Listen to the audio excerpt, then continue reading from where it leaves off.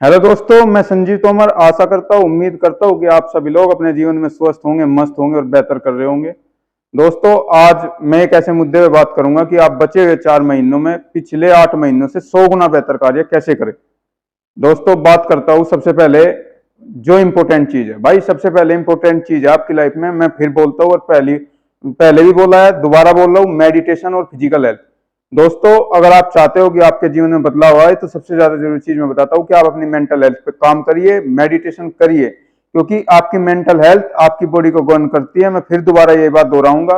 और physical health पे जबरदस्त तरीके से काम करिए, क्योंकि अगर आपकी फिजिकल हेल्थ ठीक नहीं होगी तो आप ढंग से ना तो काम कर पाओगे, आपको काम करने में आलस्य आएगा। और मान के चलो कि आपको 10 से 12 घंटे काम करना है, तो आप ही बताओ, आप 10 से 12 घंटे डैमेज फिजिकल हेल्थ के साथ कैसे काम करोगे। मैं आपको इससे रिलेटेड अपना खुद का एग्जांपल देना चाहूंगा। जब 2016 में मैं पढ़ाई करता था लाइब्रेरी में, तो मैं 10 से 12 घंटे आराम से पढ़ लेता था, क्योंकि मेरी बॉडी उस समय फिट थी। लेकिन उसके बाद जब बॉडी खराब हुई, बॉडी डैमेज हुई, तो उसके बाद मैं 2 या 3 घंटे से ज्यादा कभी भी काम नहीं कर पाया डे में, एक दिन में। तो भाई, मैं आपको फिर बोलता हूँ कि मेडिटेशन करिए और फिजिकल हेल्थ पे जबरदस्त तरीके से काम करिए, स्पोर्ट्स खेलिए, जिम में जाइए, अच्छा खाना खाइए, क्योंकि ये बात बिल्कुल 100% साइंटिफिक प्रूफ है कि अगर आप अच्छा खाना खाओगे, जिम में जाओगे, तो आपकी बॉडी हेल्दी होगी। और मैं आपको एक बात बता दूं, अगर आप बॉडी से बीमार हो गए, कोई क्रोनिक इलनेस अगर आपको हो गई, तो आप नहीं जीत पाओगे। बॉडी से आप बराबर बराबर का मुकाबला ही छुड़ा लो, वही बहुत बड़ी बात होती है भाई जीवन में। बॉडी से आप नहीं जीत पाओगे। इसलिए मैं आपको फिर यही बात बोलूंगा कि भाई, जबरदस्त तरीके से अपनी बॉडी पर काम करिए।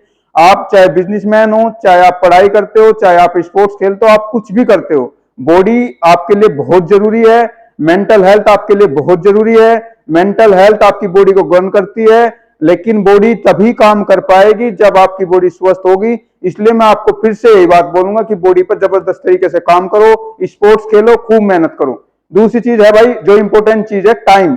अपना समय भाई किसी को मत दो, क्योंकि मैं बताता हूं, समय कभी लौट के नहीं आता। आप पैसा कमा सकते हो, बाकी सारी चीजें वापिस आ सकती है। मैं आपको फिर बोलूंगा, हेल्थ कभी वापिस नहीं आएगी, समय आपका कभी वापिस नहीं आएगा। मैं आपको बताना चाहूंगा कि भाई, आपका दोस्त या आपके जानने वाले कितने ही बड़े पदों पर हो, कितने ही बड़े पैसे वाले हो, उन लोगों को भी अपना समय मत दो। वो आपको तब तक कभी जीवन में काम नहीं आएंगे। एक्सेप्शन केस को छोड़ के चलना भाई।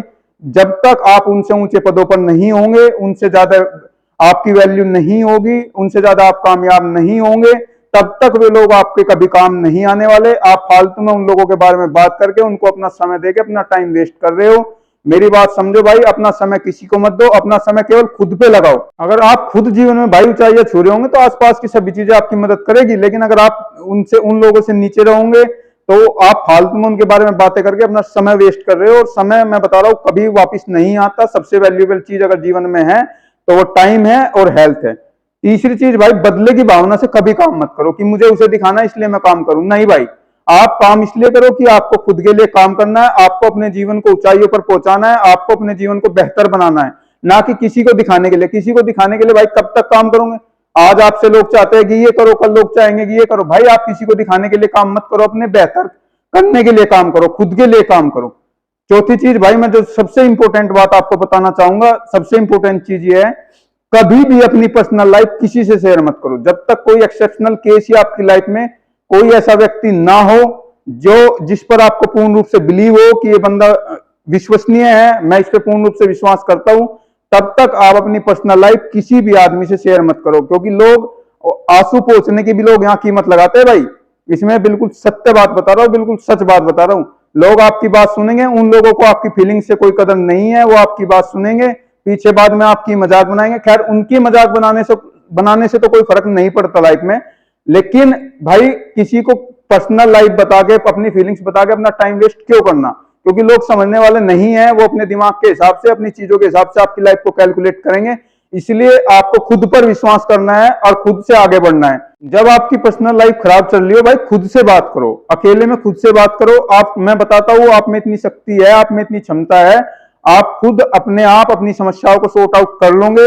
मेरी बात को यकीन मानिए, समझिए भाई। चौथी बात मैं आपको बताऊं, किसी के भी साथ आर्ग्यू मत करो। अगर लोग आपको बोलते हैं कि आप इस काम को नहीं कर पाओगे, आप सफल नहीं होंगे, एक बात तो मैं जरूर कहना चाहूंगा कि आप रियलिस्टिक अप्रोच से चीजें करिए। देखो, अगर आप मान के चलो यूपीएससी की तैयारी कर रहे हैं तो आपको क्लियरली अपनी क्षमताओं का पता होना चाहिए। लेकिन अगर एक बार आपने अपनी क्षमता का पता कर लिया, आपको विश्वास है कि नहीं मैं इस चीज को कर लूंगा, फिर दुनिया कुछ भी बोलते रहे, लोग कुछ भी बोलते रहे, आपके यार दोस्त कुछ भी बोलते रहे, आपके रिश्तेदार कुछ भी बोलते रहे, आप चीजें करिए और तब तक करिए जब तक आपको विश्वास है कि मैं इस चीज को कर लूंगा। और लोगों के साथ इन सब चीजों पर बहस मत करिए कि नहीं मैं करूंगा, करके दिखाऊंगा। भाई किसी को करके दिखाने की कोई जरूरत नहीं, आप करिए, लोग आप पर विश्वास करेंगे और लोग आपका साथ बाद में देंगे जब आप बन जाओगे। ठीक है भाई, फिर वही लोग बोलेंगे कि हाँ मैं जानता था ये कर लेगा। इसलिए किसी के साथ भी बहस करने की भाई बिल्कुल जरूरत नहीं है। अपना समय वेस्ट करते हो, अपना मेंटली डिस्टर्ब होते हो बहस करके, इसलिए बिल्कुल भी बहस करने की किसी के साथ कोई जरूरत नहीं है। बिल्कुल किसी के साथ कोई बहस मत करिए, टाइम वेस्ट मत करिए, काम करिए, खूब मेहनत करके काम करिए। अगली बात भाई, मैच्योर बनो जीवन में। मैं आपको बताता हूं, अगर आप एडल्ट हो गए, आपका हिंदुस्तान की इलेक्टोरल लिस्ट में नाम है, आप वोट डालने जाते हो, फिर आप मैच्योर बनिए, बच्चे वाली हरकतें करनी बंद करिए। मैं आपको बताऊं, किसी को भी ऐसे लीडर्स दुनिया में किसी भी चीज में, किसी भी सेक्टर में, किसी भी फील्ड में, किसी को भी ऐसे लीडर्स पसंद नहीं है जो बच्चों की तरह हरकतें करते हो। बच्चों की हरकत करने वाले को कोई भी लीडर्स के रूप में एक्सेप्ट नहीं करेगा। आप मैच्योर बनिए, लीडरशिप की क्वालिटी अपने अंदर लाइए, लीड करिए दुनिया को और आगे बढ़िए। भाई लोग उम्र से मैच्योर नहीं होते, मैं आपको फिर बताता हूं, उम्र से मैच्योरिटी नहीं आती। अगर 50 साल का आदमी बच्चों की तरह हरकतें करेगा तो कोई भी उसे लीडर्स के रूप में एक्सेप्ट नहीं करेगा, कोई भी उसे लीडर के रूप में एक्सेप्ट बिल्कुल नहीं करेगा। इसलिए मैच्योरिटी अपने अंदर लाइए। अगली बात, नेक्स्ट बात भाई, वैरियर माइंडसेट तैयार करिए। वैरियर माइंडसेट का मतलब होता है कितनी भी बार अगर आप फेल हो, कितनी भी बार जीवन में आप नीचे गिरो, कितनी भी मुसीबत आपके सामने आए, लेकिन आप हर बार अगला प्रयास करेंगे, उठ खड़े होंगे मुसीबत के सामने।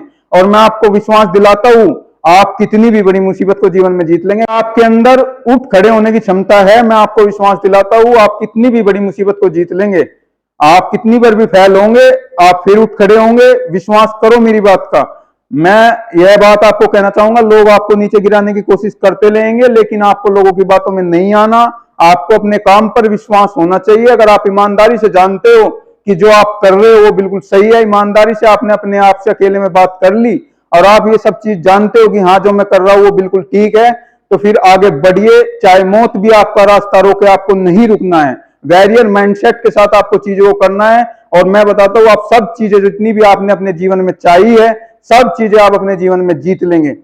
भाई अगली बात मैं आपको बताता हूं, थॉमस एल्वा एडिसन का मैं उदाहरण आपको दूंगा। 10,000 बार फेल होने के बाद भी लगातार काम करना। और आज आप जिस बिजली का प्रयोग कर रहे हो, आप जिस रोशनी में आप बैठे हो, जिस रोशनी में आप आज बैठे हो, वो थॉमस एल्वा एडिसन की बदौलत है।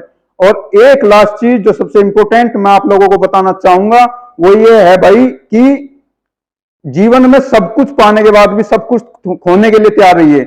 और ये एग्जाम्पल भी आप थॉमस एल्वा एडिसन से सीखिए।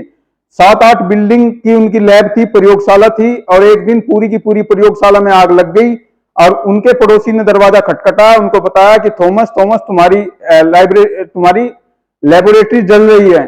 थॉमस बाहर आया, थॉमस ने लेबोरेटरी को जलते हुए देखा। उसका बेटा चार्ल्स, जिसकी उम्र उस समय 23-24 साल थी, वो बड़ा चिंतित हुआ।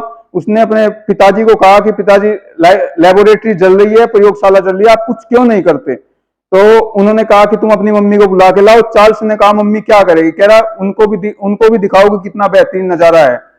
तो भाई आप इन सब चीजों के लिए भी जीवन में तैयार रहिए। अगर सब कुछ पाने के बाद भी सब कुछ चला जाए तो दोबारा नई चीजें खड़े करने के लिए तैयार रहिए। उन्होंने दोबारा अगले दिन जब उनका इंटरव्यू लिया मीडिया ने, तो उनसे मीडिया वालों ने पूछा कि थॉमस आप चिंतित नहीं हैं? तो उन्होंने कहा नहीं, मैं बिल्कुल भी चिंतित नहीं हूं, मेरी उम्र 67 साल है और इससे लेबोरेटरी के जलने के साथ जितनी गलतियां मैंने अपने जीवन में करी है वो सब गलतियां भी जल गई। और कल से मैं नए तरीके से दोबारा फिर से काम करूंगा। भाई बचे हुए 4 महीनों में अगर आपने इस मेंटलिटी के साथ काम किया तो मैं आपको बताता हूं कि आप जो आज तक आपने जीवन में नहीं किया आप वो कर पाओगे। और अगर आपको ये वीडियो बढ़िया लगी हो, मस्त लगी हो, तो भाई कमेंट करिए, शेयर करिए, लाइक करिए। और भाई अपनी प्रॉब्लम, जो भी आपको जीवन से संबंधित प्रॉब्लम है, नीचे कमेंट बॉक्स में लिखिए। मेरा तो धर्म ही लोगों की प्रॉब्लम सोल्व करना है अब। तो भाई आप जो भी आपकी प्रॉब्लम है उसे नीचे कमेंट बॉक्स में लिख सकते हैं। अगर वीडियो बढ़िया लगी हो तो कमेंट करिए। धन्यवाद भाई।